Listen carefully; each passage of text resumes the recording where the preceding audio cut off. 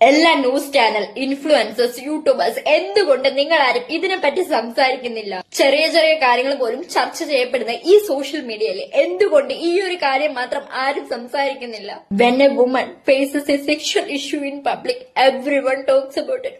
But when she harassed through sexual comments and DMs on social media, why does no one speak up? എനിക്ക് വന്ന sexual comments DMs എല്ലാം ഞാൻ ഇവിടെ കാണിക്കുന്നുണ്ട്.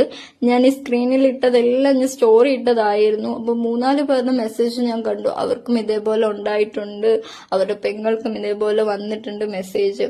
ഇൻഫ്ലുവൻസേഴ്സിന് മാത്രമല്ല, ഒരുപാട് പെൺകുട്ടികൾക്ക് ഇത് വരാറുണ്ട്.